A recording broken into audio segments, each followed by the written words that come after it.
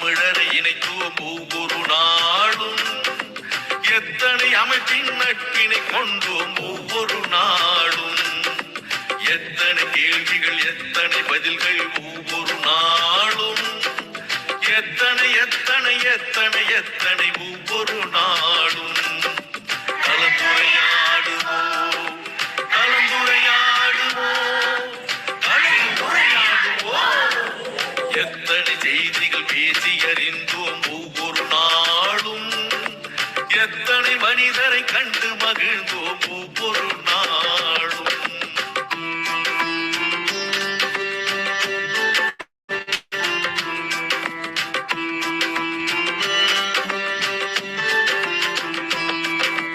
திருக்குறள் வாழ்த்து பாடினோம், இசை தமிழ் பாடலும் பாடினோம். அறிவு வளர்ச்சிக்கு தேவைப்படும் வழி அனைத்தும் அனைத்தும் தேடினோம்.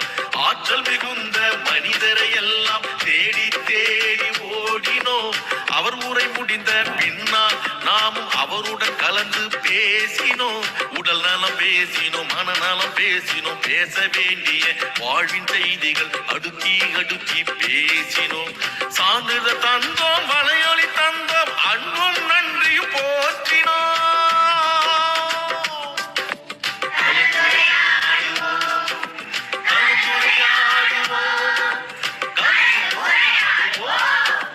எத்தனை செய்திகள் பேசி அறிந்தோம் ஒவ்வொரு நாளும். எத்தனை மனிதரை கண்டு மகிழ்ந்தோம் ஒவ்வொரு நாள்.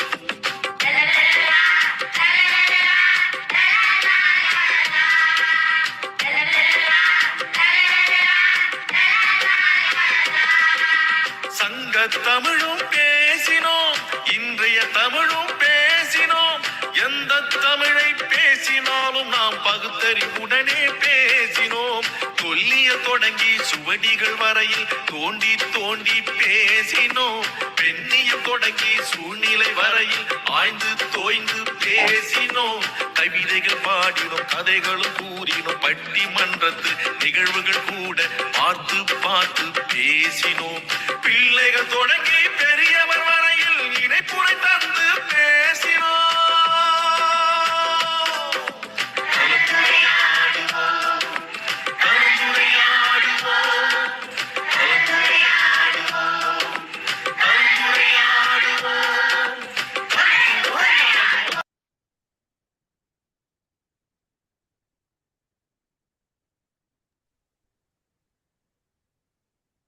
ஐயா தொடங்கலாம் ஐயா.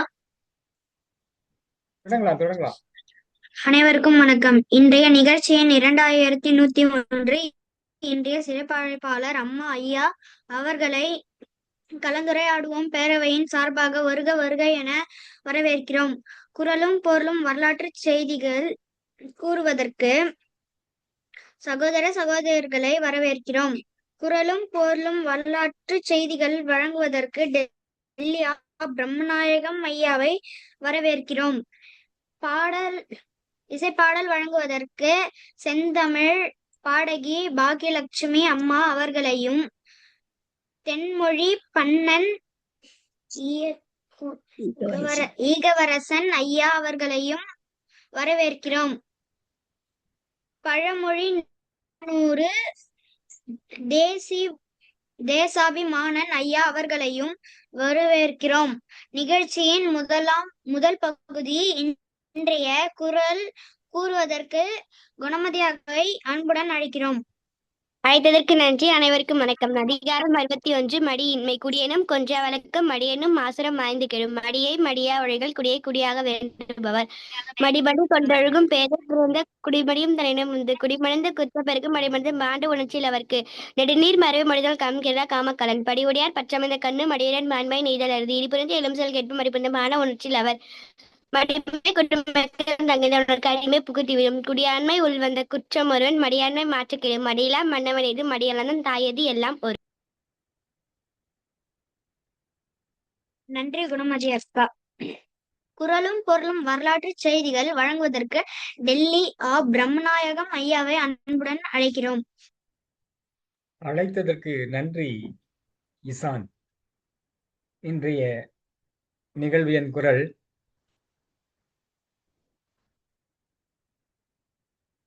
படைச்செருக்கு அதிகாரத்துடைய முதற்குறள். எண்ணெய் முன் நில்லன் மின் தெவ்விர் பலரென்ன முன் நின்று கல் நின்றவர். போர்க்களத்து வீரன் ஒருவன், பகைவர்களே என் தலைவனை எதிர்த்து நிற்காதீர், அவரை எதிர்த்து நடுக்கல்லாய் போனவர்கள் பலர் என்று முழங்குகிறார். பகைவர்களே, என் அரசின் முன்னே போரிட நிற்காதீர்கள், உங்களைப் போலவே இதற்கு முன் பலர் நின்றனர், எல்லாம் மறைந்து இப்பொழுது நடுக்கல்லில் சிலையாக நிற்கின்றனர். இனி வரலாற்றில் இன்று மார்ச் மாதம் 27ஆம் நாள். இதே நாளில் 1513ஆம் நாள் நாடுகாண் பயணி யுவான் பொன்ஸ் புளோரிடாவுக்கு செல்லும் வழியில் பஹாமஸின் வடக்கு முனையை சென்றடைந்தார். 1625ஆம் ஆண்டு முதலாம் சார்லஸ் இங்கிலாந்து, ஸ்காட்லாந்து மற்றும் அயர்லாந்து மன்னராக முடிசூடியதுடன் பிரான்ஸ் மன்னராகவும் தன்னை அறிவித்தார். 1794ஆம் ஆண்டு அமெரிக்க அரசு நிரந்தரமான கடற்படையை அமைத்தது. 1736ஆம் ஆண்டு டெக்சாஸில் மெக்சிகோ ராணுவத்தினர் 342 டெக்சாஸ் போர் கைதிகளை கொன்றனர். 1866ஆம் ஆண்டு அமெரிக்க அரசு தலைவர் ஆண்ட்ரூ ஜோன்சன் குடிசார் உரிமைகள் சட்டத்துக்கு தனது வீட்டோ உரிமை மூலம் தடை விதித்தார். ஆனாலும் அவரது வீட்டோவை அமெரிக்க சட்டமன்றம் நீக்கி சட்டமூலத்தை ஏப்ரல் 9இல் நடைமுறைப்படுத்தியது. 1890ஆம் ஆண்டு கென்டக்கியில் லூவிஸ் என்ற இடத்தில் சூறாவளி தாக்கியதில் 76 பேர் உயிரிழந்தனர். 1915ஆம் ஆண்டு குடற்காய்ச்சல் நோய்க்குறிப்புகள் தொற்றிய டைபாய்டு மேரி என்பவர் அமெரிக்காவில் தனிமைப்படுத்தப்பட்டார். இவர் தனது வாழ்நாள் முழுவதையும் தனிமையில் கழித்தார். 1958ஆம் ஆண்டு நிக்கிட்டா குருசேவ் சோவியத் தலைமை அமைச்சரானார். 1964ஆம் ஆண்டு வட அமெரிக்காவில் வரலாற்றில் அதி ஆற்றல் வாய்ந்த 9.2 ரிக்டர் நிலநடுக்கம் அலாஸ்காவில் இடம்பெற்றதில் 125 பேர் உயிரிழந்தனர். ஏங்கிரேஜ் நகரத்தின் பெரும்பகுதி சேதமுற்றது. 1968ஆம் ஆண்டு விண்வெளிக்கு சென்ற முதல் மனிதர் சோவியத் ஒன்றியத்தின் யூரி காரின் வானூர்தி விபத்தொன்றில் காலமானார். 1969ஆம் ஆண்டு நாசாவின் மரைனர் 7 என்ற ஆளில்லா தானியங்கி விண்கலம் செவ்வாய்க்கோளை நோக்கி ஏவப்பட்டது. 1970ஆம் ஆண்டு கான்கார்ட் விமானம் தனது முதலாவது சூப்பர்சானிக் விமானத்தை மேற்கொண்டது. 1977ஆம் ஆண்டு அமெரிக்காவில் 2 போயிங் 747 பயணிகள் விமானங்கள் கேனரி தீவுகளில் மோதி கொண்டதில் 583 பயணிகள் உயிரிழந்தனர், 61 பேர் மீட்கப்பட்டனர். 1980ஆம் ஆண்டு நோர்வேவில் எண்ணெய் தாங்கி கப்பல் ஒன்று வடகடலில் விபத்துக்குள்ளாகியதில் 123 பேர் உயிரிழந்தனர். 1981ஆம் ஆண்டு போலந்தில் சொலிடாரில் தொழிற்சங்கத்தைச் சேர்ந்த 12 மில்லியன் தொழிலாளர்கள் 4 மணி நேர வேலைநிறுத்தத்தில் ஈடுபட்டனர். 1986 ஆஸ்திரேலியா மெல்போர்ன் நகரில் காவல்துறை தலைமையகத்தில் முன்னாள் வாகனம் குண்டு வெடித்ததில் ஒரு காவல்துறை அதிகாரி கொல்லப்பட்டு 21 பேர் காயமடைந்தனர். 1990ஆம் ஆண்டு அமெரிக்கா காஸ்ட்ரோவின் எதிரான கியூபாவிற்கு வானொலி பிரச்சார சேவையை தொடங்கியது. 1993ஆம் ஆண்டு யான் செமின் சீனாவின் அரசு தலைவரானார். 1998ஆம் ஆண்டு அமெரிக்க உணவு மற்றும் மருந்து நிர்வாகம் 1999ஆம் ஆண்டு அமெரிக்க லோக்ஸ் F-117 நைட்கோக் விமானத்தை மூலம் சுட்டு வீழ்த்தியது. 2009ஆம் ஆண்டு இந்தோனேசியாவில் அணைக்கட்டு ஒன்று உடைந்ததில் 99 பேர் உயிரிழந்தனர். 2014ஆம் ஆண்டு பிலிப்பைன்ஸ் அரசு மோரோ இஸ்லாமிய விடுதலை முன்னணி போராளிகளுடன் அமைதி உடன்பாட்டை ஏற்படுத்தியது. வாய்ப்பிற்கு நன்றி, வணக்கம். நன்றிங்கய்யா. குரல் கூறுவதற்கு சுவாதி அக்காவை அன்புடன் அழைக்கிறோம்.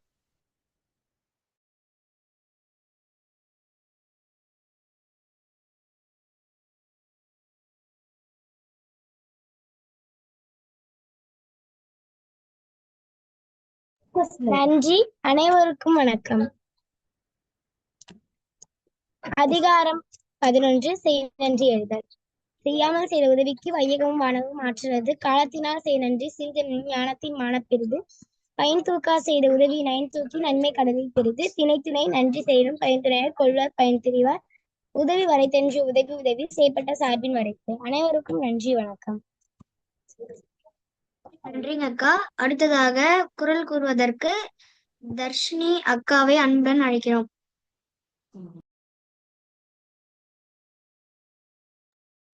அதிகாரம் 2. வான் சிறப்பு. வானின்றி உலகம் வணங்கி வருவதா. வானந்தம் என்று பாற்று. துப்பாக்கு துப்பாய துப்பாக்கி துப்பாக்கு துப்பாய தூவும் மலை. விண்ணின்று பெய்ப்பின் விருநீ வியம் உலகத்து. உள்ளின்று உழைட்டும் பசி. ஏறி உலாம் உழவ பிழன்று வாரி வழங்குண்டிருக்கார். கிருப்பதும் கெட்டார்க்கு சார்வா மற்றாங்க இருப்பது எல்லாம் மழை. விசும்பியின் துளிவினை அல்ல மற்றாங்க பசும்பின் பிழைக்காமதே. நன்றி. நன்றிங்க அக்கா. இசைப்பாடல் வழங்குவதற்கு பாடகி பாக்கியலட்சுமி அம்மா அவர்களை அழைக்கிறோம். இசைப்பாடல் வழங்குவதற்கு திருமதி அன்னபூரணி அம்மா அவர்களை அன்போடு அழைக்கிறோம்.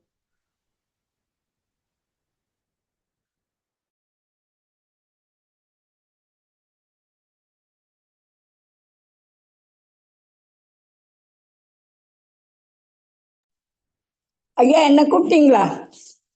ஆமாங்கம்மா, இசைப்பாடல் தாங்கம்மா. பாடல் குழந்தை பாட்டு தான் ஐயா, குழந்தைகளுக்காகத்தான். கருணை தானே கண்ணாயாகும், கனிவே அதற்கு துணையாகும். பொறுமை பூத்த பூங்காவாக்கி பொங்கும் இன்ப புதையலாகும். உறுத்தும் கலகம் உண்மையில் வேகும், உரிமை பயிரே விளைச்சலாகும்.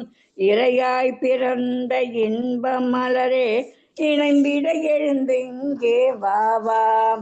அமுதம் வழங்கும் குரலை போல அறிவை கொடுக்கும் ஆசானாக, இமையாய் நாட்டை காக்க எண்ணி என்று வாழும் வீரன் போல்.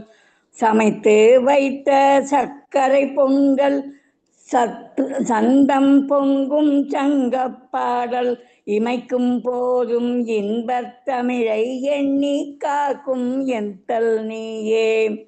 எந்தல் நீயே அறத்தை செய்ய வேண்டும், நாட்டில் ஆதிக்கம் தனையே அழிக்க வேண்டும். உரத்தை பெற்ற பயிரை போல ஓங்கும் குணத்தை பெறுதல் வேண்டும். உரிமை பெற்ற நாடாய் மாற்ற ஓயா உழைப்பை நல்க வேண்டும். அறிவு கொடியே அன்பு படியே அம்மா கண்ணே அருகே வாவா. நன்றி ஐயா. நன்றிங்கம்மா. தென்மொழி அடுத்ததாக தென்மொழி பண்ணன் தம்பி இளவரசன் இசான் ஐயா. தம்பி சாலினி அக்கா கூப்பிடுங்க. குரல் கூறுவதற்கு சாலினி அக்காவை அன்புடன் அழைக்கிறோம்.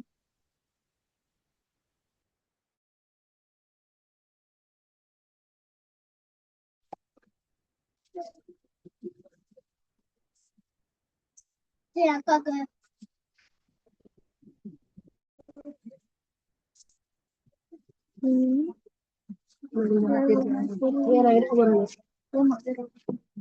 அனைவருக்கும் வணக்கம். சிறப்பாக உரையாற்றியவர்கள் அக்கா குரல் சொல்லுங்கக்கா, குரல் சொல்லுங்க. குரல்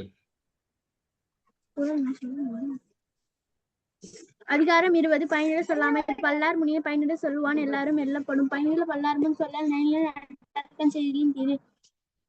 நைநில என்பது சொல்லும் பயனில பாரித்துரைக்கும் முறை. நெய்சாரா நன்மையை நீக்கும் பயன்சாரா பண்பில் சொல் பல்லார் அகத்தி. சீர்மை சிறப்புடன் நீங்கும் பயனில நீர்மை உடையார் சொல்லி. நன்றி. சாலினி அக்கா, இப்போ இரண்டாம் பகுதியை குரல் அமுது எடுத்துட்டு போவாங்க. அதை நீங்க பார்த்து நாளைக்கு நீங்க பண்ணுங்க, சரிங்களா? முதல் பகுதியை சிறப்பாக ஒருங்கிணைத்த இசான் அவர்களுக்கு நன்றி பாராட்டி, இரண்டாம் பகுதியை எடுத்து செல்ல குரல் அமுது சுவாதி அவர்களை அன்போடு அழைக்கிறோம். வாருங்கள். நன்றிங்க ஐயா. அனைவருக்கும் வணக்கம்.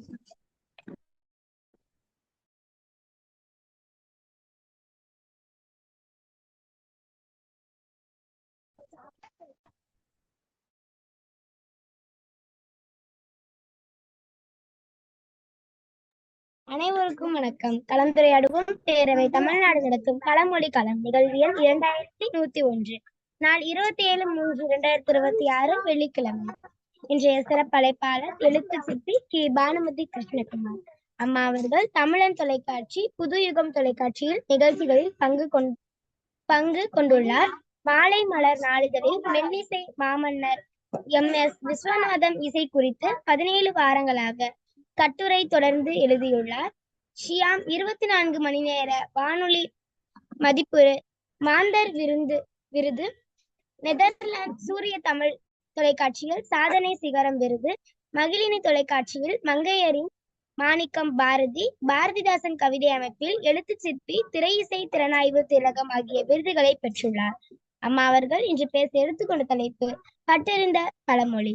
அம்மா, தங்கள் 6 மணி வரை உரையாற்றலாம். அம்மா, வாருங்கள்.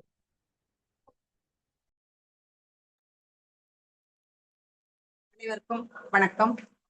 கலந்துரையாடும் பேரவை 2101வது நிகழ்வுக்கு எனக்கு வாய்ப்பளித்துள்ள ஒருங்கிணைப்பாளர் தமிழன் ஐயா அவர்களுக்கும் காமராசன் ஐயா அவர்களுக்கும் இந்த நிகழ்ச்சியை ஒருங்கிணைப்பு செய்து கொண்டிருக்கும் ஷாலினி அவர்களுக்கும் மிக அழகாக வரலாற்று செய்தியை சொல்லி சென்ற ஐயா டெல்லி பிரம்மநாயகம் ஐயா அவர்களுக்கும் மற்றும் இந்த குரல்களை மிக அழகாக எடுத்து சொல்ல குணமதி, சுவாதி, தர்ஷினி ஆகிய அழகிய குழந்தைகள் மிக அருமையாக சொன்னீர்கள். இந்த குழந்தைகளுக்கும் என்னுடைய வாழ்த்தினை தெரிவித்துக் கொண்டு நம்ம நிகழ்ச்சிக்குள் செல்வோம். அனைத்து ஊடகங்கள் வழியாக பார்த்து கொண்டிருக்கும் நேயர்களுக்கும் பானுமதி கிருஷ்ணகுமாரின் வணக்கம். இன்று நாம் பேச உள்ளது பழமொழிகள். பழமொழிகள் என்றால் என்ன என்பதற்கு எந்த ஒரு விளக்கமும் சொல்வதற்கில்லை. ஏனென்றால் அது நம் வாழ்வில் இரண்டர கலந்தது. அது என்னன்னா பட்டறிவு. பொதுமக்கள் என்னெல்லாம் தங்கள் வாழ்வில் பட்டு தெரிந்து கொண்டார்களோ அந்த உண்மையை ஒற்றை வரியில் நிறைய எல்லாம் சொன்னா யாரும் கேட்டுக்கொள்ள மாட்டார்கள் என்பதாக அதை அப்படியே சாரம் எடுத்து ஒரு சொட்டு எடுத்து நமக்கு தேன் எடுத்து நமக்கு வாயில் விடுவது போல அந்த ஒட்டுமொத்த அனுபவ அறிவையும் அந்த ஒற்றை வரியில் சொல்லி செல்வார்கள். அந்த ஒற்றை வரி எத்தனையோ விரிந்த பொருளை உடையதாக இருக்கும். அப்படி அந்த ஒற்றை வரியில் சொலவடைகளோ பழமொழிகளோ ஏதோ ஒன்று அத்தனை உண்மையை ஏந்தி வந்திருக்கும் அந்த பழமொழிகள். இந்த பழமொழிகள் பள்ளிக்கல்வி இயக்குநரக முன்பு இருந்த நமச்சிவாய அவர்கள் சொல்வார்கள், பழமொழிகள் சமூகம் எழுதிய புதுக்கவிதைகள் என்றார். பழமொழி முதுமொழி, சரி, பழமொழி முதுமொழின்னு சொல்றாங்க. பழமொழின்னா என்னன்னா அது ஒரு சொற்றொடர் தானே. அது எதுக்கு பழமொழி என்று ஒரே ஒரு சொல்லில் சொல்ல வேண்டும் என்றால், மிக பழமையான முதுமையான மிக பழங்காலத்திலிருந்து சொல்லப்படுகிற மொழியப்படுகிற மொழி. இது இந்த இடத்துல மொழி என்று அர்த்தம் இல்ல, சொற்றொடர் தான், மொழியப்படுவது. அப்படி பழைய காலத்திலிருந்து சொல்லப்பட்டு வருவது இன்னைக்கு சொன்னதல்ல, எத்தனையோ காலமாக சொல்லப்பட்டு வருவதால் அது பழமொழின்னு சொல்றோம். சரி, அத்தனை காலமாக சொல்லப்பட்டு வந்தும் இன்றும் நிலைக்கிறது இல்லையா? அதுதான் அதை உணர்த்துவதுதான் அந்த பழமொழி என்ற சொல்லினோட சிறப்பு. இந்த பழமொழிக்கான சிறப்பாகவே அந்த சொல்லாடல், அந்த மொழி அமைந்துவிட்டது. இதுதான் அந்த பழமொழி என்பதற்கான சிறப்பே. பழமொழி, முதுமொழி இதெல்லாம் நம்ம பக்கம் தமிழ்நாட்டு பக்கம் இன்னும் கொஞ்சம் கிராமியமாக சொல்ல வேண்டுமானால் சொலவடை என்று சொல்வார்கள், சொல்வாந்திரம் என்றெல்லாம் சொல்வார்கள். அப்படி அதுல இந்த சமுதாயம் கடைந்தெடுத்து சொன்ன உண்மைகளை காலங்காலமாக சொல்லி வருவது போல ஷேக்ஸ்பியரும் சொல்லி இருக்கிறார். அவருடைய நாடகங்களும் பழமொழிகள் நிறைய பயன்படுத்தி இருக்கிறார். அரிஸ்டாட்டில் அவரும் நிறைய பழமொழிகள் சொன்னவராக இருக்கிறார். சாலமன், ஏன் இயேசுநாதர் கூட பழமொழிகளை சொன்னவராக கையாண்டவராக இருந்திருக்கிறார்கள். தொல்காப்பியத்தில் 177வது கவிதையில் பாடலில் சொல்லப்பட்டிருக்கிறது நுண்மையும் சுருக்கமும் அப்படின்ற பாடல் தொடங்கி வருது. அதுல பழமொழிக்கான விளக்கம் சொல்லப்பட்டிருக்கிறது. அதாவது நுட்பமாக இருக்க வேண்டும், காலகாலமாக வழங்கி வந்த உண்மையாக இருக்க வேண்டும், அது எளிமையாக கொண்டு போய் சேர வேண்டும். இந்த கருத்துக்கெல்லாம் உள்ளடக்கியதான் பழமொழி என்று அவர் சொல்கிறார். அதே மாதிரி ஏறக்குறைய 1000-2000 வருஷத்துக்கு பின்ன வந்த ஆர்சி ட்ரெஞ்ச் என்பவரும் அவர் அந்த பழமொழிக்கான இலக்கணத்தை இதே மாதிரிதான் சொல்றாரு. நுட்பமானது, மிக சுருக்கமானது, மிக எளிமையானது, புரியக்கூடியது, எல்லோரும் கையாளக்கூடியது என்றெல்லாம் அந்த இலக்கணத்தை சொல்லும் போது அதற்கு 4000 முன்பாகவே நமக்கு தொல்காப்பியர் இதெல்லாம் சொல்லிவிட்டார் என்று ஒத்த கருத்தை சொல்லியிருக்கிறது வேக வைக்கிறது. அப்படி அந்த ஒரு இது இருக்கிறது. அதே மாதிரி நிறைய பழமொழிகள் ஆங்கிலத்திலும் தமிழிலும் ஒத்து வரக்கூடிய பழமொழிகள் நிறைய உண்டு. All the glitters are not jewels அப்படின்னு வரும். அதான் மின்னுவதெல்லாம் பொண்ணல்ல அப்படின்னு. ஈஸ்ட் ஆர் வெஸ்ட் அப்படின்னு நெஸ்ட் இஸ் பெஸ்ட். அப்போ எலிவலை ஆனாலும் தன்மலை என்று நமக்குள்ள இருக்குது. Don't count the chicken before it hatches இருக்கும். அதே மாதிரி நமக்கு இங்க என்ன இருக்கும், கோழி குஞ்சு பொரிக்காதுன்னா கோழி குஞ்சுகளை எண்ணாதே, அது முட்டை பொரியாதுன்னா எண்ணாதே அப்படின்னு சொல்லுவாங்க.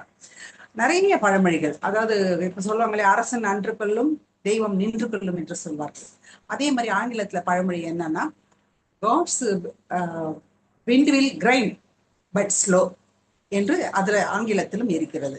இப்படி நிறைய பழமொழிகள் ஆங்கிலத்திலும் இருக்கிறது, தமிழுக்கும் இணையான பழமொழிகள் இருக்கிறது.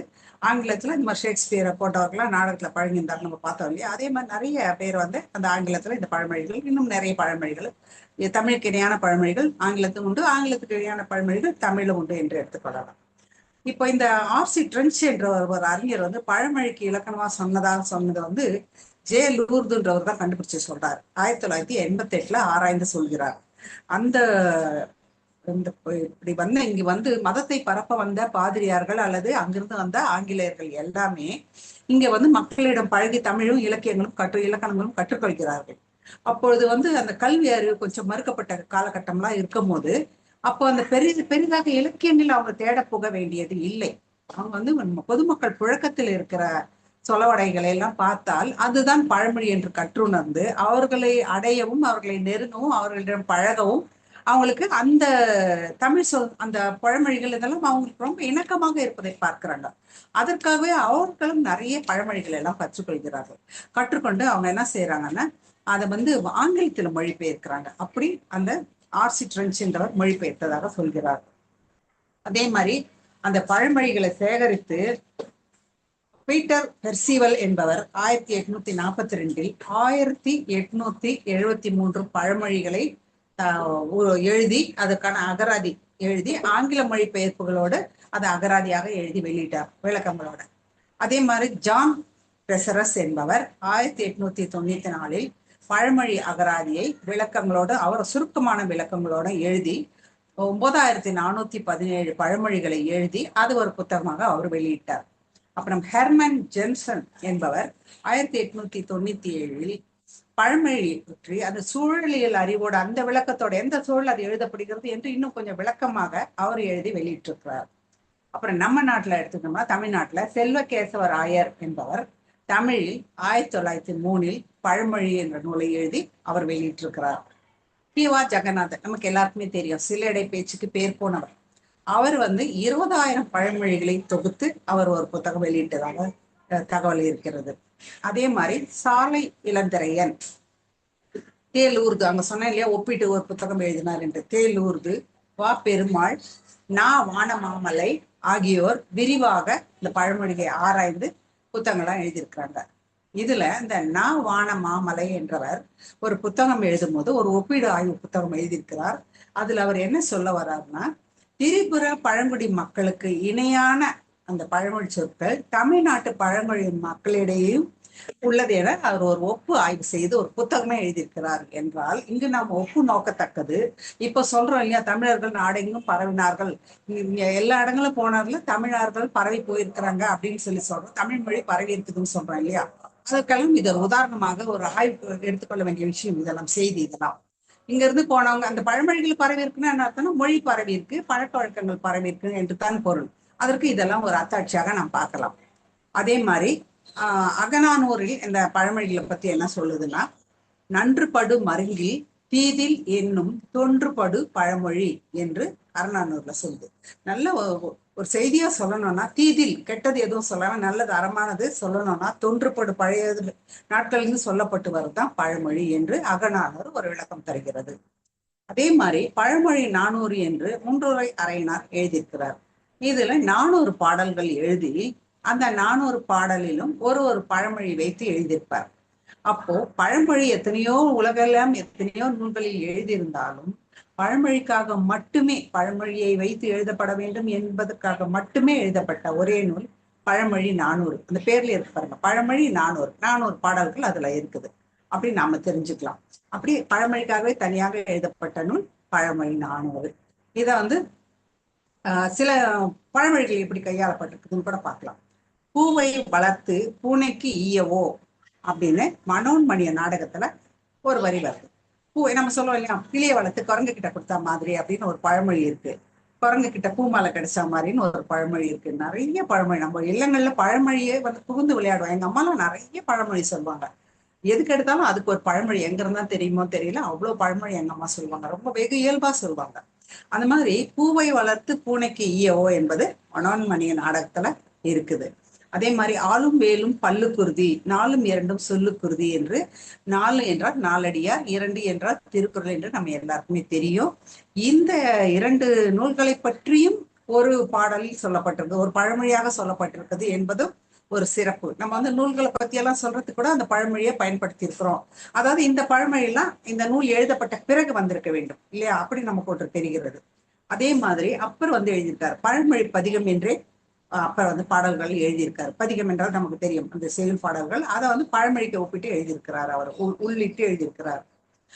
அதுக்கப்புறம் ஒரு பழமொழி இருக்கு, நமக்கு தெரியும், திருவாசகத்திற்கு ஒருகார் ஒரு வாசகத்துக்கும் ஒருகார் என்று ஒரு பழமொழி. திருவாசகத்தினோட சிறப்பை சொல்வதற்காக சொல்லப்பட்ட பழமொழி இது என்றாலும் இந்த பழமொழி வழங்கி வந்த காலத்தை நம்மளால் அறிய முடிகிறது. திருவாசகம் எழுதப்பட்ட பிறகுதான் இதெல்லாம் வந்திருக்குது. அதை வைத்து எழுதுறதுனா நம்ம இப்படி தெரிஞ்சுக்கிறோம். அந்த மாதிரி ஒரு பழமொழி காலகட்டத்தை தெரியும் போது அந்த சொல்லாடல்கள், அந்த சொற்கள் ஏற்பட்ட விதம், அது எல்லாமே நம்ம காலகட்டத்தை கூட அறிந்து கொள்ளலாம், தெரிந்து கொள்ளலாம். அது நிறைய ஆராய்ச்சிக்கு உட்படுத்த வேண்டிய ஒரு இதான். பழமொழி எடுத்தவே நம்ம எவ்வளவோ விஷயங்களை நம்ம கண்டுபிடிச்சிடலாம், ஆராய்ச்சி பண்ணி எடுத்துடலாம். அந்த மாதிரியான உள்ளடக்கம் கொண்டவை பழமொழிகள். பழமொழிக்கு முதுமொழி, சொலவடை, சொலவாந்திரம் என்றெல்லாம் இருக்குதுன்னு நம்ம ஏற்கனவே பார்த்தோம். இப்போ கொஞ்சம் சில பழமொழிகள்லாம் பார்க்கலாம்.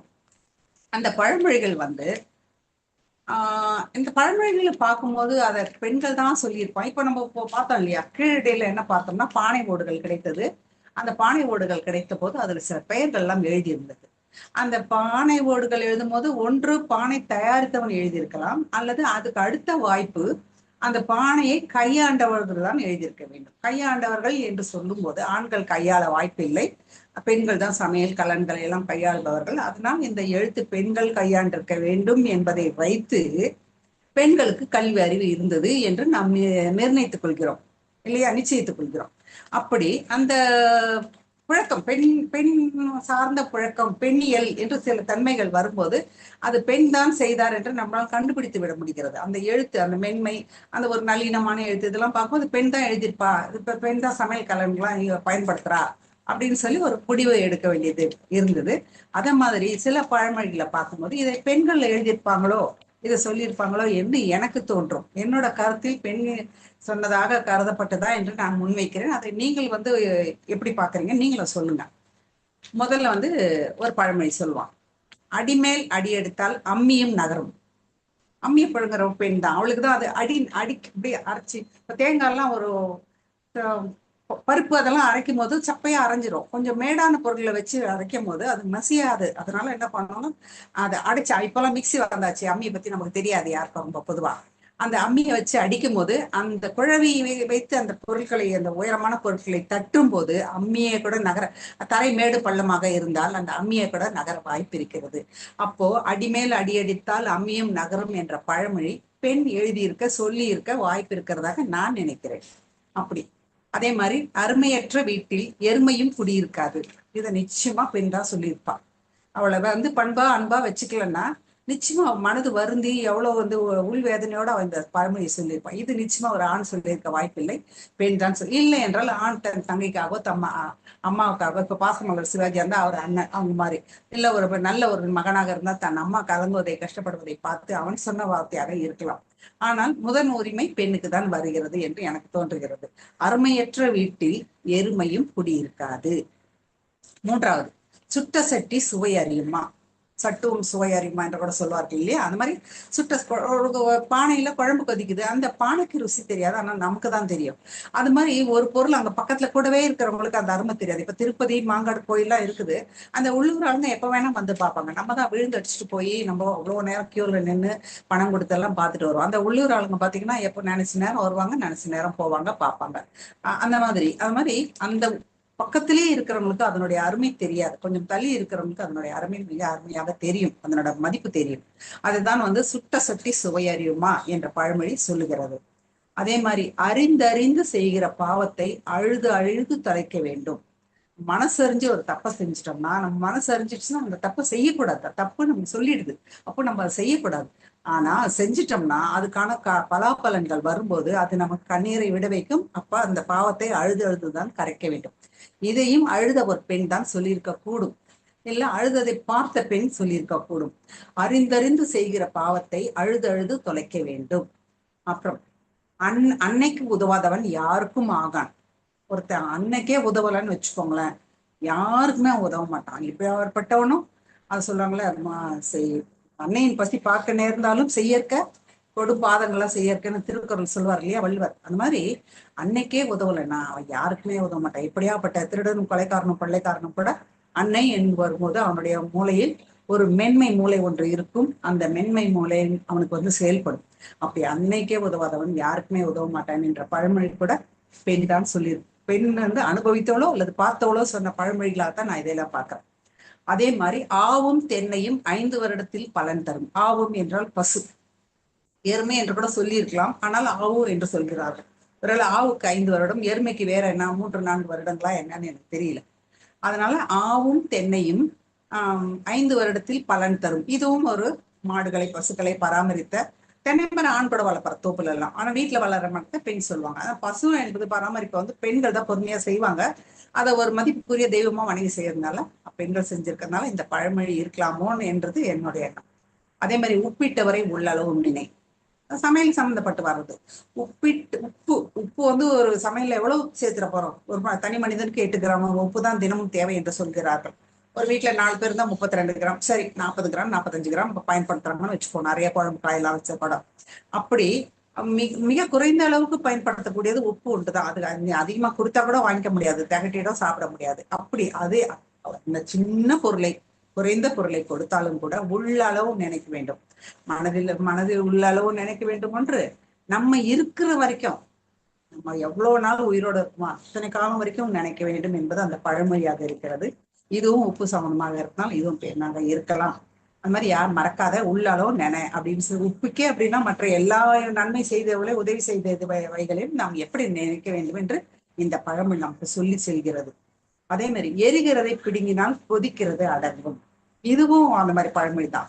இப்ப பாலோ தண்ணீரோ பொங்கி வந்ததுன்னா ஒண்ணு தண்ணி தெளிச்சா அடங்கும், அப்படி இல்லைன்னா அந்த விறகை வெளியே இழுத்துட்டோம்னா அது தன்னால நம்ம சொல்லுவாங்க கொதிக்குது சிம்மில் வை ஸ்டவ் அப்படின்னு நம்ம வீடுகளில் சொல்லுவோம். அதுக்குதான் இந்த பழமொழி. எரிகிறதை பிடுங்கினால் கொதிக்கிறது அடங்கும். அதாவது ஒருத்தர் கெட்டவங்க கூட இருப்பான், அவனுக்கு தூண்டுகோல் மாதிரி ஏதாவது சில செயல்கள் இருக்கும். பணம் இருக்கிற சில தப்பு செய்வான், கேட்கலன்னா அது சில தப்பு செய்வான். அந்த வாய்ப்புகளை தடுத்து விட்டால் அவன் தப்பு செய்வதை அடங்கிவிடும். அதற்கு சொல்லப்படுகிற பழமொழி தான் இது. அதே மாதிரி எறும்பு ஊற கல்லும் தேயும். எறும்பு ஊறதை பாக்குற பொறுமை யாருக்கு இருக்கு? ஆணுக்காருக்கு இருக்காது. எறும்பு ஊற கல்லும் தேயும். அந்த எறும்பு ஊறி போற வழியெல்லாம் அந்த தேய்ந்த ஒரு வடு ஏற்பட்டிருக்கும். அதையும் ஒரு பெண் சொல்லியிருக்கலாம் என்பது என்னோட ஊகம். ஏட்டு சுரக்காய் கறிக்கு உதவாது. இதுவும் தான். ஏட்டு சுரக்காய் காமிச்சிட்டு அதை எடுத்து அறுத்துக்கு போட்டு குழம்புல செய்ய முடியுமா? அந்த மாதிரிதான் கண்ணில் காட்டுற எதையும் வேலைக்கு ஆகாது. கையில் கிடைத்த பிறகுதான் அதுக்கு அதை வைத்துக்கொண்டு ஏதாவது செய்ய முடியும் என்ற மிக அழகான ஒரு பழமொழி அது. ஒரு பானை சோற்றுக்கு ஒரு சோறு பம். இதுவும் நிச்சயமா பெண் தான் சொல்லியிருப்பான். எல்லாம் சொல்லலாம். கல்யாணத்து வீடுங்கள்லாம் ஆண்கள் செய்வலையா என்று. கல்யாண வீடுகள்ல ஏன் ஆண்கள் செய்யறாங்கன்னா பெரிய பெரிய பாத்திரங்கள் தூக்கி சுமந்து அதை கையாள வந்து ஆண்களால் தான் முடியும் என்பதனால்தான் ஆண்கள் சமைக்கிறார்களே தவிர, நலன் செய்ததனால் அது நலபாகம் என்று சொல்லப்படுகிறதே தவிர, சமையல் என்று வந்தால் அது பெண் தான் என்பது யாராலும் ஏற்றுக்கொள்ளப்பட்ட ஒரு உண்மைதான். அது வந்து ஒரு பானை சோற்றுக்கு ஒரு சோறு பதம். எல்லாம் சாத்து எடுத்து நசுக்கிய பாக்குறோம். அதை வந்து ஒரு பெண் தான் சொல்லியிருப்பான்னு தோணுது. அதே மாதிரி கல் விற்று பணம் சம்பாதிப்பதை விட கற்பூரம் விற்று கார்பணம் சம்பாதிப்பது மேல். இது நிச்சயமா கல் வித்தவங்க பொண்டாட்டி தான் சொல்லியிருக்கணும். கல் வித்து கொண்டு வந்து நிறைய பணம் நல்ல லாபம் ஈட்டி கொண்டு வந்து சேர்க்கிற பணத்தை விட கற்பூரம் எவ்வளவு வித்துரும்? அதுவே 2 காசு 3 காசு தான் கற்பூரம். அப்போ இன்னும் கேட்டீங்கன்னா அப்போ 1 காசு 2 காசு தான் இருக்கும். இப்போ அது 5 காசா 10 காசா நமக்கு தெரியாது. அப்படி அந்த கற்பூர வித்தா எவ்வளவு பணம் வரும்? அந்த குறைந்த அளவு வந்தா கூட பரவாயில்ல, எனக்கு இந்த கல் விற்று வர இந்த பாவமான பணம் எனக்கு வேண்டாம் என்று சொல்பவள் நிச்சயமாக ஒரு பெண்ணாக தான் இருக்க முடியும் என்று எனக்கு தோன்றுகிறது. அதே மாதிரி காப்பு சொல்லும் கை மெலிவை அப்படின்னு ஒரு பழமொழி இருக்கு. நம்ம அந்த கைராசி படத்துல ஒண்ணு வரும், அன்புள்ள அத்தான் வணக்கம், அந்த பாட்டுல வரும், கைவளை கழண்டு விடும் சிலம்பும் புலம்பும் அப்படின்னு அந்த பாட்டு நீடும். உன்னை பிரிந்திருந்தால் எனக்கு இதெல்லாம் நடக்கும் என்று. அதான் பசலை நோய் வந்த கை மெலியும் தோல் மெலியும் என்றெல்லாம் பாடுவார் இல்லையா? அந்த மாதிரி அந்த பாட்டு மாதிரி காப்பு சொல்லும் கை மெலிவை. நம்ம எழுச்சது நமக்கு கூட இப்போ தெரியாம இருக்கலாம், மற்றவங்க கூட தெரியாம இருக்கலாம். அந்த வலையில வந்து நமக்கு ரொம்ப ஈஸியா கைக்குள்ள போச்சுன்னா இப்போ கை மெலிஞ்சிருக்குன்னு அர்த்தம். ரொம்ப கடினப்பட்டு போனா கை சடை பிடிச்சிருக்குன்னு அர்த்தம். அதை வந்து மிக அழகான ஒரு சொல்லாடலாக காப்பு சொல்லும் கை மெலிவை அப்படின்னு மிக அழகாக சொல்லி இருக்கிறாங்க. அதே மாதிரி சொப்பனத்தில் கண்ட அரிசி சோற்றுக்கு ஆகுமா? சரி அரிசி இல்ல கொஞ்சம் வாங்கிட்டு தாங்க அப்படின்னா நான் கனவுல கண்ட அதை எடுத்துக்கொண்டு சொல்லவா முடியும்? அது மிக அழகாக அந்த ஒரு பழமொழி ரொம்ப அழகா இருக்கு அந்த பழமொழி. அதே மாதிரி வெந்நீர் ஆனாலும் நெருப்பை அவிக்கும்.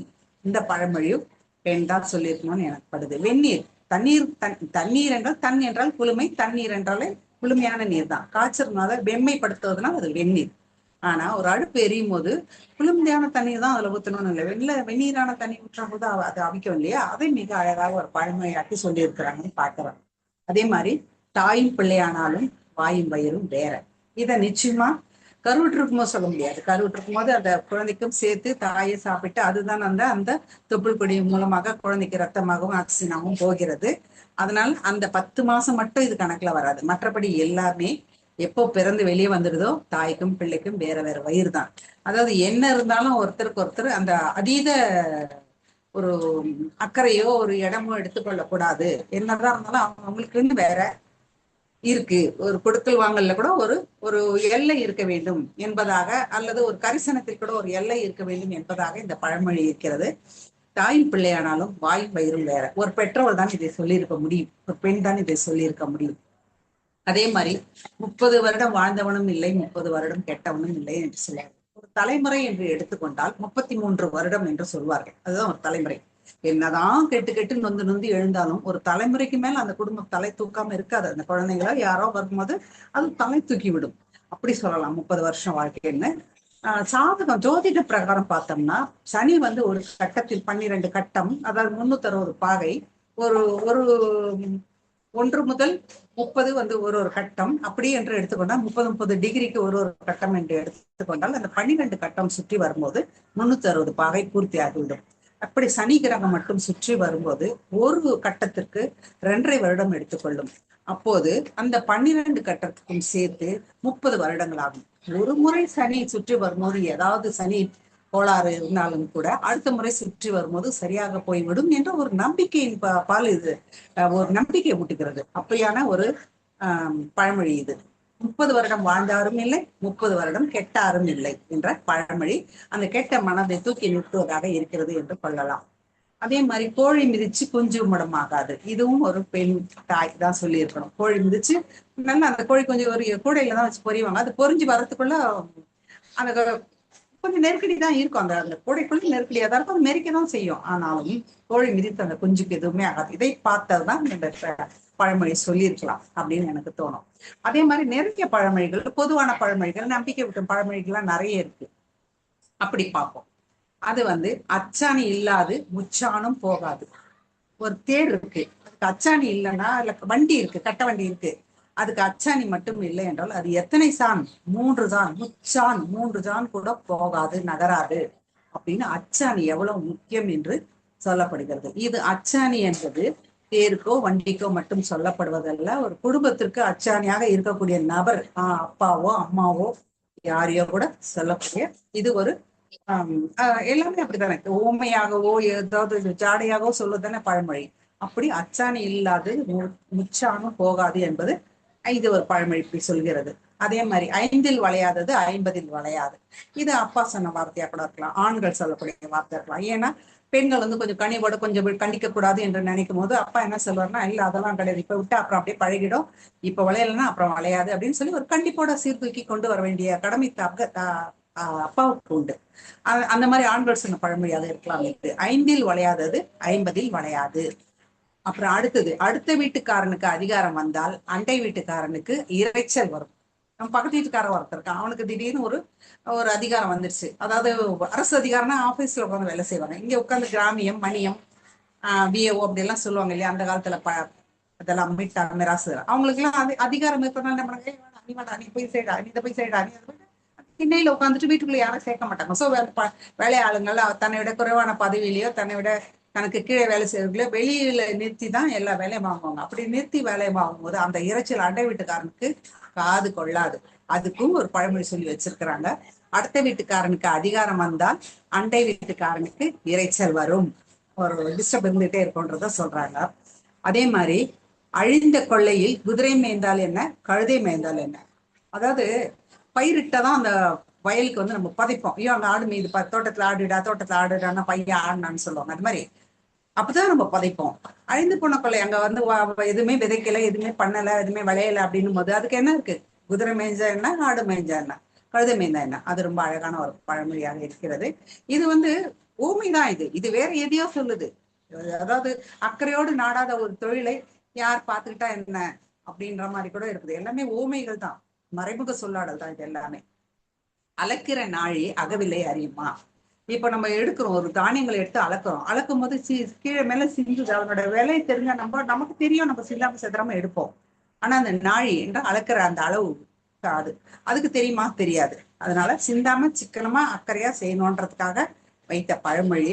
ஆண்கள்லாம் வயல்ல உழுதுட்டு வருவாங்க, விளைச்சிட்டு வருவாங்க. அந்த வீட்டுல இருக்கிற பெண்களுக்கு கூட கொஞ்சம் அது கரிசனம் இருக்கும். சின்ன குழந்தைங்களோ யாரோ அது முறையா கையாள தெரியாதவர்களா இருப்பாங்க.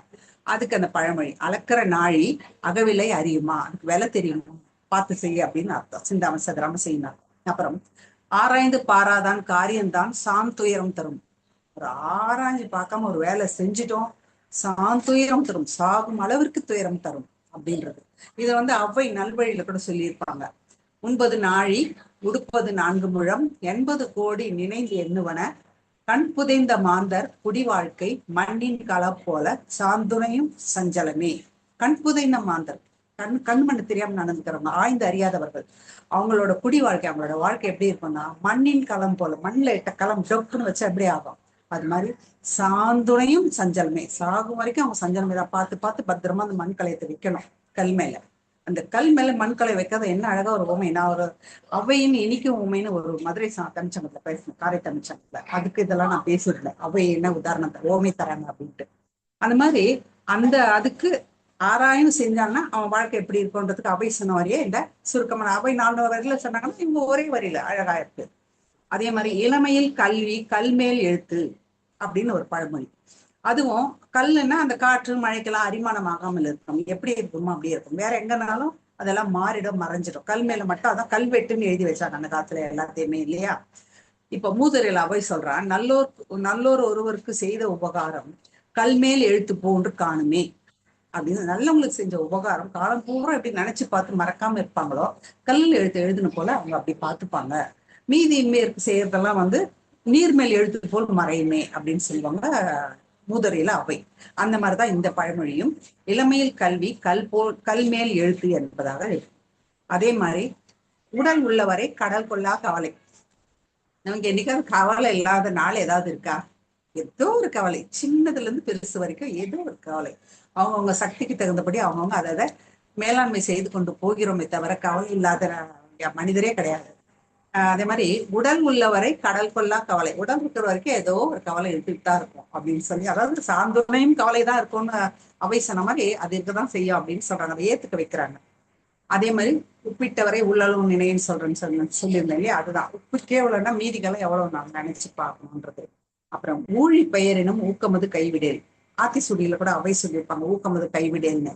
எப்படி ஊக்கமது எப்படி கைவிடக்கூடாதுன்னா, ஊழி பெயரினும் கடல் அழிச்சிட்டு போகுது இல்லையா, அந்த மாதிரி ஏதோ ஒரு பேரிடர் அழிச்சு போனா கூட நம்ம அந்த ஊக்கத்தை கைவிடக்கூடாது அப்படின்னு நோவா சார்க்ஸ்ன்னு சொல்லுவாங்க. இந்த நோவா சார்க்ல என்ன பண்றாரு, நோவாரு இந்த உலகம் அழிய போகுது அப்படின்னு சொன்னோடனே எல்லா உயிரினத்திலிருந்து ஒரு இணையை எடுத்து ஒரு கப்பல்ல ஏத்தி கொண்டு போய் வேற எங்கேயோ கொண்டு போய் அந்த இறைவன் அவருக்கு செய்தி சொல்வார், இந்த மாதிரி நீ எடுத்துட்டு போய் வச்சிரு அப்படின்னு.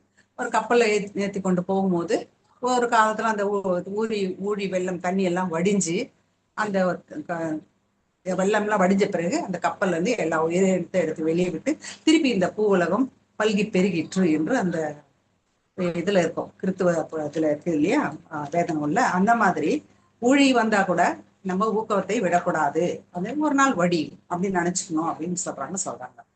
அதுக்கப்புறம் என் நிலத்து வித்திடினும் காஞ்சிரங்காய் தெங்கு ஆகா. ரொம்ப அற்புதமான பழமொழி இது. காஞ்சிரங்காய் என்றால் எட்டிக்காய். ஓஹோ ஓஹோ மனிதர்களே ஓடுவதை இங்கே சொல்லுங்கள், அந்த பாட்டுல வரும். அழகா இருக்கும் காஞ்சிரங்காய் சந்தையில் விற்காதுன்னு ஒரு வரி வரும். இது என்ன காஞ்சிரங்காய் எனக்கு தெரியலையேன்னு யோசிச்சு நான் இணையத்துல தேடி பார்த்தேன். அப்புறம் பார்த்தா அது எட்டிக்காய். அதே மாதிரி இந்த பழமொழியில இருக்கு பாருங்க, எந்நிலத்து வித்திடனும் காஞ்சிரங்காய் தெங்கு ஆகா. எந்த நிலத்துல நீ நல்ல சுயநீர் ஊறுகின்ற தண்ணியில மணல்ல போட்டு நீங்க விதைச்சு பார்த்தா கூட அந்த எட்டிக்காயினுடைய இனிப்பு அது தேங்காவா மாறாது. தேங்காவினுடைய இனிப்பு தேங்காய் தண்ணி இருக்குல்லையே அந்த மாதிரி மாற வாய்ப்பு இல்லை என்பதை மிக அழகாக இந்த பழமொழி சொல்கிறது. அதாவது கெட்டவங்க அப்படியேதான் இருப்பாங்க, மாற மாட்டாங்க, அந்த அவங்களோட இயல்பு அது மாறாது என்பது மாதிரி சொல்லியிருக்காங்க. அப்புறம் எருமை வாங்கும் முன்னே நெய் விலையை கூறாது. எருமை இன்னும் வாங்கவே இல்லை, வீட்டுக்கே வரல. அப்புறம் அதை பராமரிச்சு அது குட்டி போட்டு அது பாலை கொடுத்து அதை தயிராக்கி வெண்ணெயாக்கி நம்ம நெய் எடுக்க போறோம். அதுக்குள்ள நீ விலைய சொல்லாத. இதுக்குள்ள விலைவாசி ஏறும் இறங்கும், நம்ம ஏற்ற வேண்டியது வரும், அப்ப தப்பா போயிடும். அதனால எருமை வாங்கும் முன்னே நெய் விலையை அதான் சொன்னேன் இல்லையா, don't count the chicken before it hatches சொன்னேன் இல்லையா, அந்த மாதிரிதான் இது. அப்புறம் கசடர கல்லார்க்கு இசை உரல் இல்லை. கசடர கல்லார்க்கு நல்ல எல்லாம் நீக்கமர எல்லாம் படித்து தெரிந்து கொண்டவர்களுக்கு இசை உரல் புகழ் வாழ்ந்த வாழ்க்கை இல்லை. அந்த மாதிரி படிக்காதவங்களுக்கு இசை உர வாழ்க்கை கிடையாது. அப்போ படிச்சவங்களுக்கு தான் நல்ல வாழ்க்கையே கிடைக்கும். அப்போ இங்க திருக்குறளுக்கு ஒத்து வருது பாருங்க, கற்க கசடார கற்பவை கற்றபின் நிற்காதற்கு தகுந்த திருக்குறளுக்கு இந்த பழமொழி பொருந்தி போகிறது. அப்புறம் கல்லாதார் செல்வத்திலும் கற்றார் வறுமை நலம். இப்ப படிக்காதவன் அவன் நல்ல நம்ம நினைப்போம் சிலர்லாம், ஐயோ அவனுக்கெல்லாம் வாழ்ப்புறோம் அப்புறம் எப்படி இருக்கான், நம்ம மட்டும் ஏன் இப்படியே இருக்கிறோம் அப்படின்னு நிறைய பேர் சொல்ல நம்ம கேட்டிருக்கோம். அதுதான் சொல்றாங்க, அது அப்படிதான் இருக்கும். ஒரு சிலருக்கு மாறாது, ஒரு சிலருக்கு வெற்றி எவ்வளவு இயல்பா கிடைச்சாலும் ஒரு சிலருக்கு பாடுபட்டாதான் கிடைக்கும். ஆனா கற்றாதோர் செல்வத்தை விட கல்லாதவருடைய வறுமை கல்லாதவர் செல்வத்தை விட கற்றாருடைய வறுமை மேலானதுன்னு நினைச்சு பழகு என்று இந்த பழமொழி சொல்லி தருகிறது. அப்புறம் கள்ளிக்கு முள்வேலி இடுவானேன். கள்ளிக்கு எதுக்கு முள்வேலி இடுற சொல்லுவாங்களே, காற்றுக்கு என்ன கள்ளிக்கு என்ன முள்ளில் வேலி, கொடி தங்கச்சின்னு வரமை ஒரு பாடல்ல, தெய்வம் தந்த வீடுன்ற பாடல் அந்த மாதிரி. அப்புறம் கனவில் கண்ட பணம் செலவுக்காகுமா. கனவுல ஒரு பணத்தை பார்த்துட்டோம்னா அதை நம்ம செலவு செய்ய முடியுமா, முடியாது. காதற்ற ஊசியும் வாராது கடை வழிக்கின்றது பட்டினத்தார் தன் மகன் அதை கேட்டுட்டுதான் அந்த பட்டினத்தாரே துறவியானார். அது நமக்கு தெரியும் அந்த பழமொழி. அப்புறம் காலம் போகும் வார்த்தை நிற்கும், கப்பல் போகும் துறை நிற்கும்.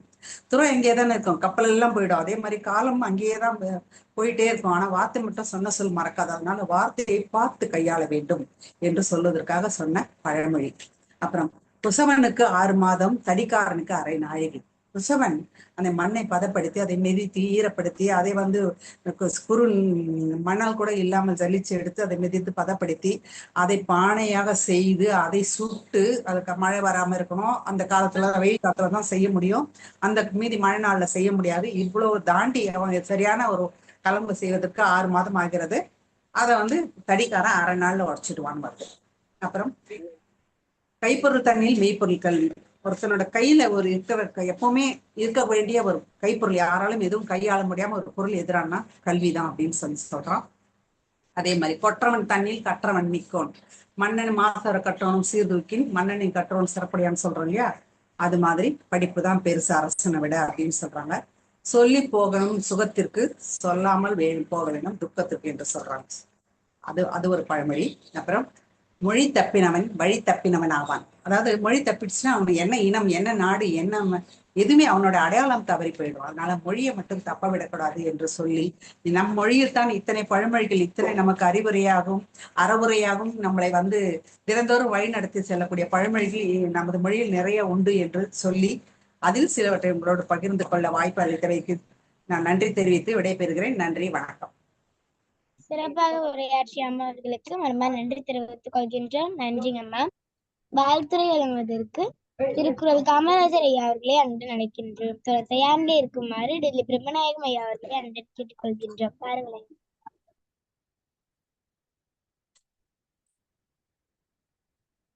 ஓப்ப தலை கூடி உள்ள பிரிதல் அனைத்தே புலவர் தொழில்.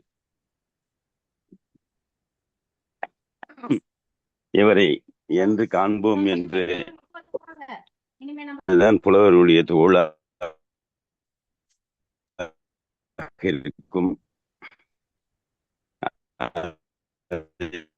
போல ஒரு நல்ல நாள் விட்டால் பெரிய ஆளுமை யாருன்னா பானுமதி. 2101வது நாள். இன்று ஒரு நட்சத்திர பேச்சாளரை பேச வைக்க வேண்டும் என்ற ஒரு நோக்கத்துல நேற்று மாலை அதான் கூப்பிட்டேன். ஊன்னு சொல்லுங்க அப்படின்னு சொன்னேன். ஊன்னாங்க. அது ரொம்ப எனக்கு பிடிச்சிருந்தது. சரின்னு சொல்லிட்டு அதுக்கப்புறம் நான் இனிமேதான் தலைப்பெல்லாம் தேர்ந்தெடுக்கணும். எங்களுக்கு தான் இனிமே கொஞ்சம் மன அழுத்தமா இருக்கணும். அதெல்லாம் உங்களுக்கு எல்லாம் ஒன்றும் கிடையாது. நீங்க எப்பயுமே எந்த தலைப்பை கொடுத்தாலும் பேசக்கூடிய ஆற்றல் படித்தவர்கள்னு சொல்லும்போது அவரும் ஒரு 1/2 மணி நேரம் போட்டு இந்த தலைப்பை போட்டாங்க. இப்ப பாத்தீங்கன்னா நமக்கே தெரியாத பழமொழிகளை எல்லாம் மிக நேர்த்தியாக அதுக்குண்டான பொருள்களை நமக்கு அடிக்கி சொல்லிக்கொண்டே வந்தார்கள்.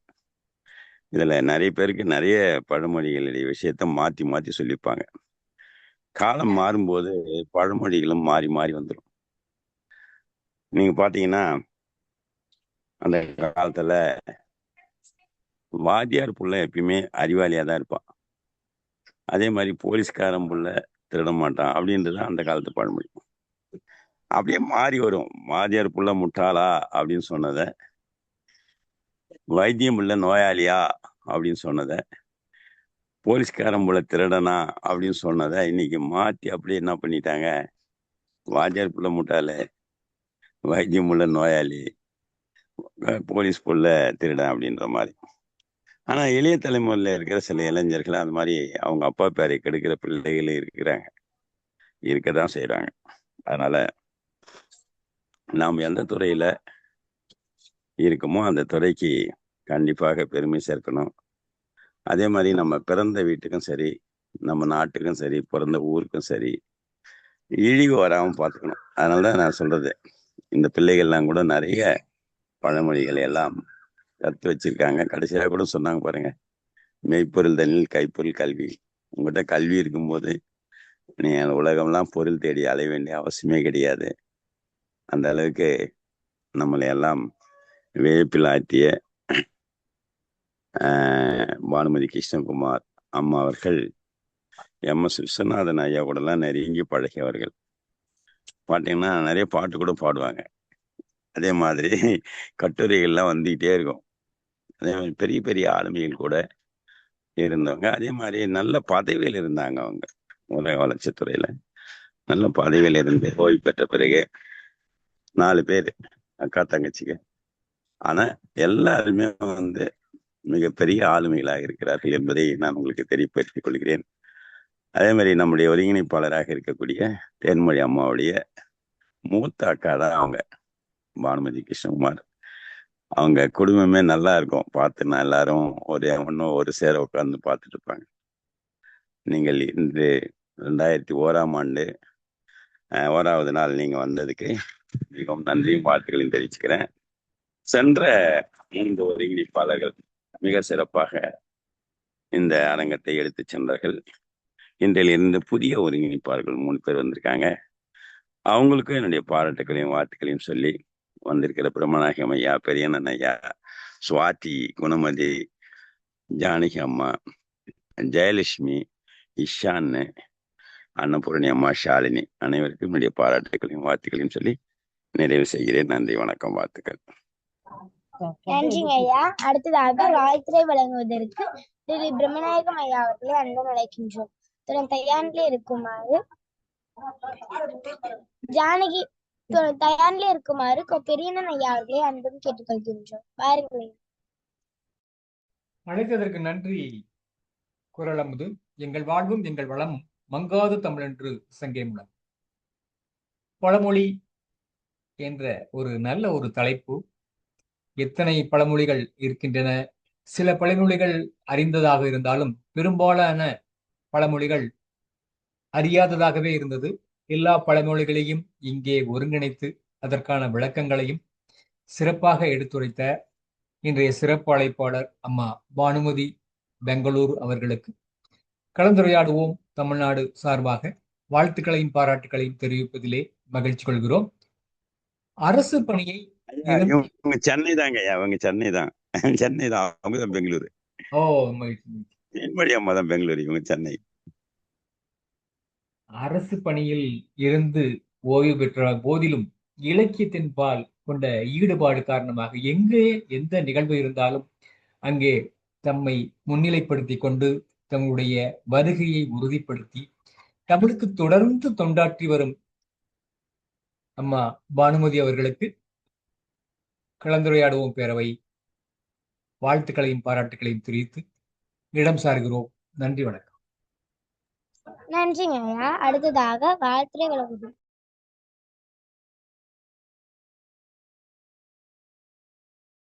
ஐயா பெரியண்ணனை வாங்கய்யா. சுவாதி சொல்றதுக்குள்ளேயே அவங்க ஒலித்தடை போட்டாங்க பாதியிலேயே. பெரியண்ணனையா வாங்க.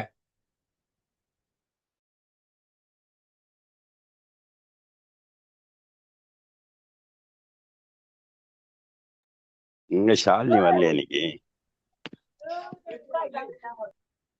ஷாலினி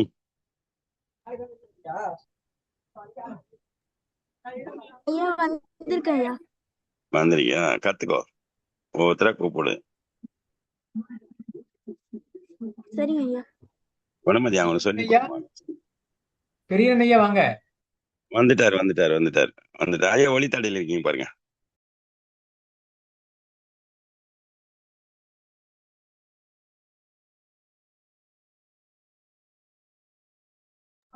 பெரியண்ணன் ஐயா.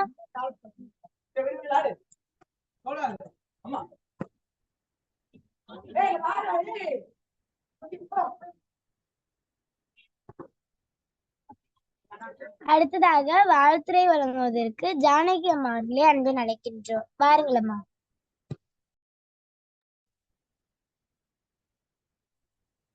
இந்த கலந்துரையாடும் பேரவையில் இணைந்திருக்கின்ற அனைத்து சான்றோர்களுக்கும் மாணவ மாணவிகளுக்கும் இந்த சிறப்பு அழைப்பாளராக வந்திருக்கின்ற பானுமதி கிருஷ்ணன் அம்மையார் அவர்களுக்கும் என்னுடைய முதல் வணக்கத்தை தெரிவித்துக் கொள்கிறேன். இன்று நான் கேட்ட செய்திகள் அனைத்துமே மிகவும் பயனுள்ளதாக இருந்தது. அதாவது பழமொழிகள் பொதுவா நான் எனக்கு தெரிந்த வரையில் தமிழில் மட்டுமே இருக்கிறது என்று மாணவர்களுக்கு தமிழாசிரியர் சொல்லிக் கொண்டிருக்கதை கேட்டிருக்கிறேன். ஆனால் அது ஆங்கிலத்தில் ஷேக்ஸ்பியர் முதல் இயேசு கிறிஸ்து வரைக்கும் அதை பயன்படுத்தி இருக்கிறார்கள் என்ற சொன்ன தகவல் நன்றாக இருந்தது.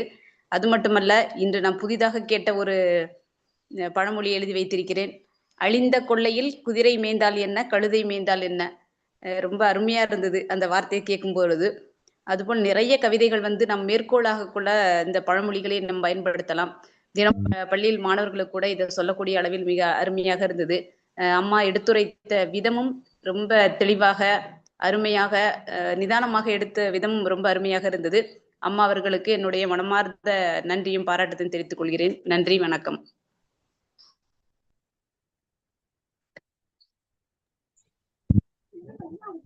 நன்றிங்க அம்மா. அடுத்ததாக வாழ்த்துரை வழங்குவதற்கு பெரியண்ணன் ஐயா அவர்களே அன்பு அழைக்கின்றோம். பாருங்களையா பெரியண்ணன் ஐயா.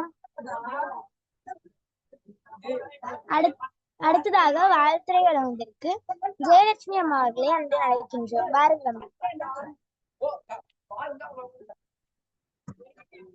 ஜெயலட்சுமி அம்மா.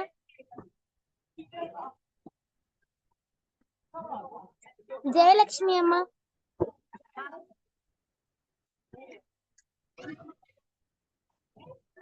அடுத்ததாக வாழ்த்துரை வழங்குவதற்கு திருமதி அன்னபூர்ணி அம்மா அவர்களே அன்பு அழைக்கின்றோம். பாருங்களம்மா. அழைத்ததற்கு நன்றி சுவாதி. நன்றிங்க அம்மா. இன்று சிறப்பு அழைப்பாளர் திருமதி பானுமதி கிருஷ்ணகுமார் அவர்களுக்கு முதற்கண் என்னுடைய வணக்கம். சான்றோர் பெருமக்களுக்கும் குழந்தைகளுக்கும் என்னுடைய வணக்கத்தை தெரிவித்துக் கொள்கிறேன். இந்த தலைப்பு பட்டறிந்த பழமொழி. நம்ம எத்தனையோ பழமொழி அந்த காலத்துலேருந்து நிறைய நான் கேட்டிருக்கேன். அம்மா சொன்ன மாதிரி தோண்ட நிறைய பழமொழிகள் வந்துட்டே தான் இருக்குது. அந்த காலத்தில் சொல்லுவாங்க, அதாவது வர மாமியார் கழுத போல ஆனாலாம் அப்படின்வாங்க. அப்போல்லாம் எனக்கு ஒன்றும் புரியாது. அதனால் அது எப்படின்னா அவங்க ரொம்ப சோர்வடைஞ்சிட்டாங்கங்கிறதுக்காக சொல்கிறாங்களா என்னன்னு தெரியாது. அந்த மாதிரி எல்லாம் கூட ஒரு பழமொழி இருக்குது. அதை எனக்கு ஞாபகம் வந்தது அம்மா சொன்ன உடனே.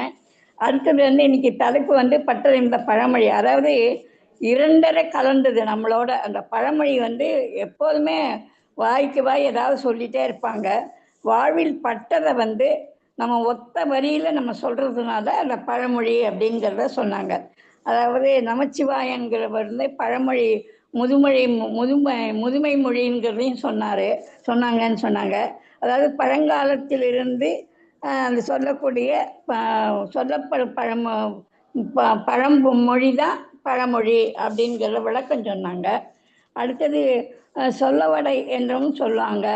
அப்போ இவங்கெல்லாம், அதாவது ஆங்கில இவங்களும் ஷேக்ஸ்பியர், அரிஸ்டாட்டில், சாலமன் அவங்கெல்லாம் கூட நிறைய அந்த ஆங்கிலத்தில் கூட சொல்லியிருக்காங்கன்னு சொன்னாங்க. தொல்காப்பியத்திலையும் சொல்லியிருக்காங்கன்னு சொன்னாங்க.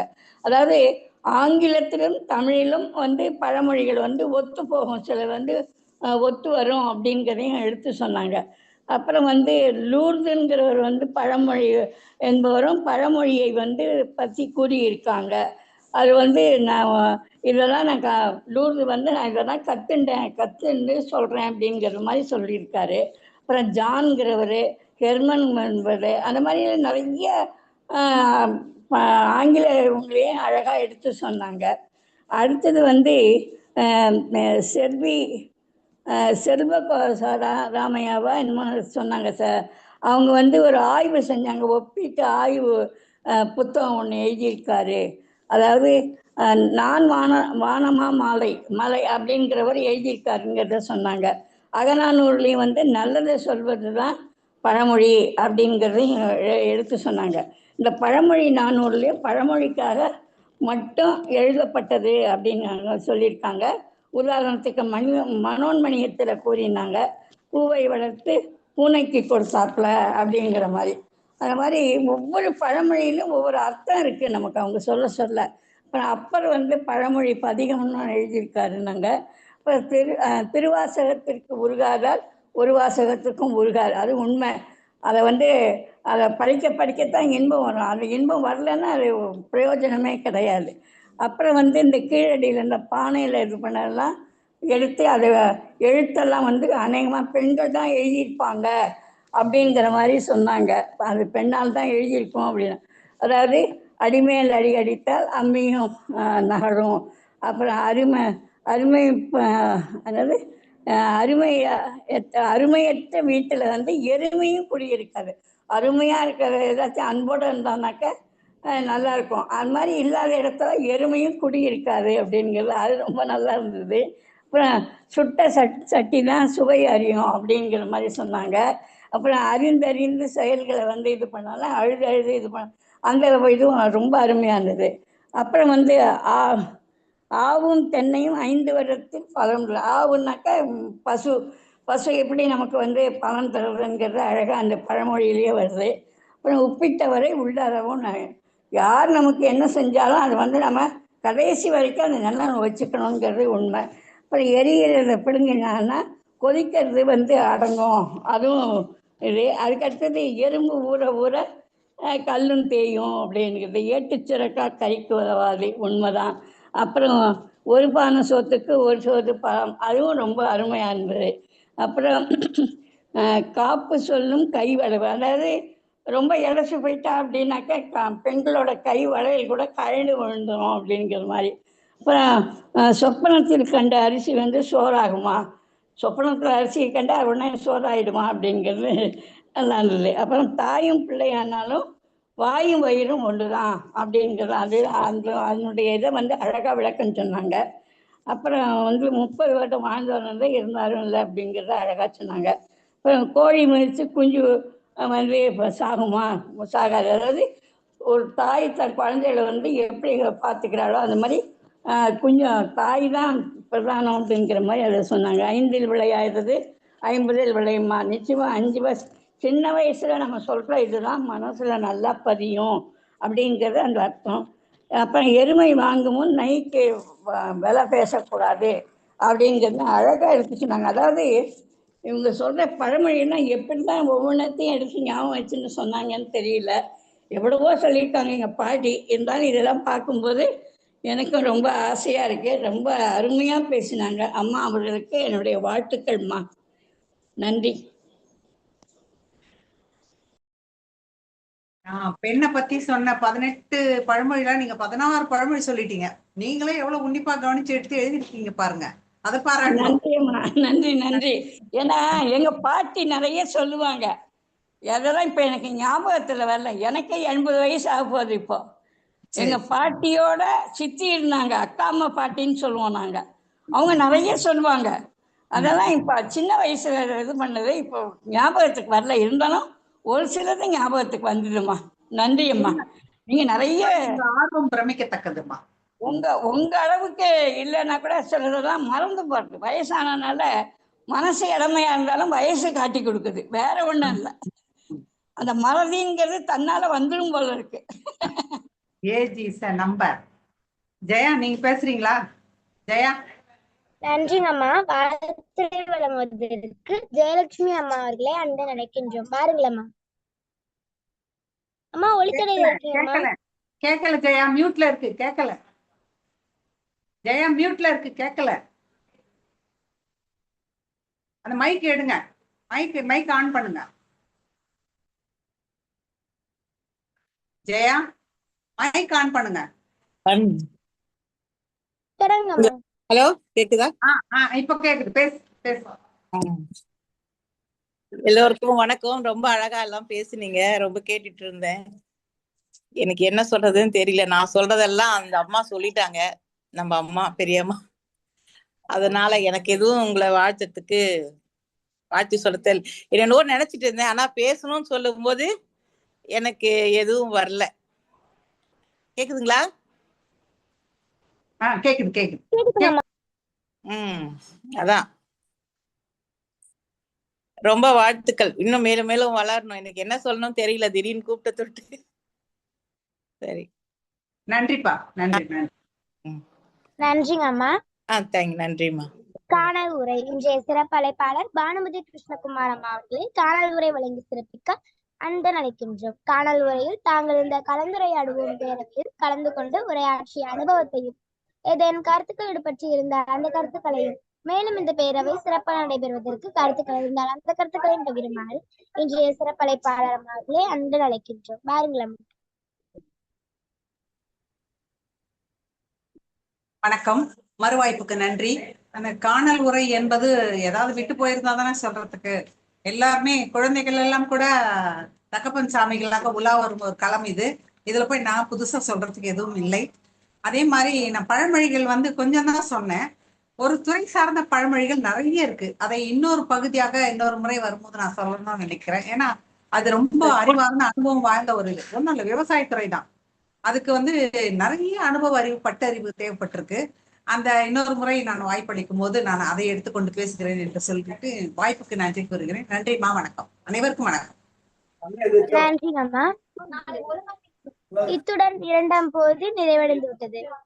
3ஆம் பகுதி அவங்க பேசுறது வரல, நான் பேசுறதுதான் வருது.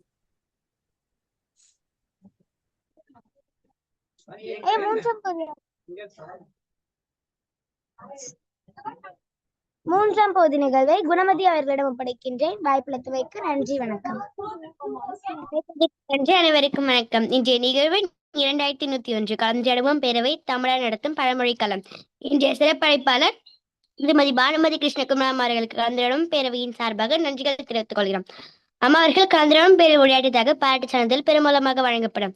நிகழ்ச்சியின் தலைமை ஒருங்கிணைப்பாளர் மரியாதைக்குரிய தமிழ் இயலன் இயக்குனர் கண்ணம் அவர்களுக்கும், நிகழ்ச்சியின் முன்னாள் இந்நாள் ஒருங்கிணைப்பாளர்களுக்கும், நிகழ்ச்சியில் கலந்து கொண்டு சிறப்பித்து வாழ்த்து வழங்கிய அனைத்து சார்களுக்கும், குரலும் பொருளும் வழங்கிய சகோதர சகோதரிகளுக்கும், இசைப்பால் வழங்கியவர்களுக்கும், வல்லடி செல் வழங்கியவர்களுக்கும் வாழ்த்துக்களும் பாராட்டுகளும் நன்றிகளும்.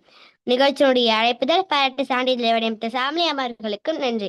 மனமும் அறிவும் மனிதனுக்கு அழகு, மனிதனை மனிதனாக்குவோம், தமிழை தமிழாக்குவோம், தமிழை தமிழாகவே ஆழ்வோம் என்ற வழியோடு மீண்டும் நாளை மாலை சந்திப்போம் என்ற நம்பிக்கை வெளிப்படும். நன்றி. கத்துக்கிட்டியா ஷாலினி? கத்துக்கிட்டியா? சாலினி இல்லைங்கய்யா, இசான் தான் முதல் பகுதி எடுத்துட்டு போனாருங்கய்யா. நல்லது, அருமை அருமை. நாளைக்கு எல்லாம் எடுத்துக்கலாம். சரிங்க, யாருக்கிட்ட இருக்கே? நாளை பதாகை வரலைங்களா? ஒன்றும் வந்துட்டு சரி, இப்போ பண்ணிக்கலாம், நாளைக்கு பண்ணிக்கலாம். நீங்க போடுங்க, நிறைவு பண்ணீங்க. இந்த மாசம் பூரா போட்டு வச்சுங்க. வரல மாதிரி தெரியல. சிறப்பு முதல் பகுதியை ஒருங்கிணைத்த இசான் அவர்களுக்கும், 2ஆம் பகுதியை ஒருங்கிணைத்த குரல் அமுது சுவாதி அவர்களுக்கும், 3ஆம் பகுதியை ஒருங்கிணைத்த குணமதி அவர்களுக்கும் வாழ்த்துக்களும் பாராட்டுகளும் நன்றிகளும். இன்றைய சிறப்பு அழைப்பாளர்களுக்கு மீண்டும் ஒரு முறை வாழ்த்துக்களும் பாராட்டுகளும் நன்றிகளும் தெரிவித்து மீண்டும் நாளை மாலை 5 மணிக்கு சந்திப்போம் என்ற நம்பிக்கையை வெளிப்படுத்தி அனைவரின் ஒப்புதலோடு இணையத்தை நிறைவு செய்கிறோம். நன்றி, வணக்கம். நன்றி.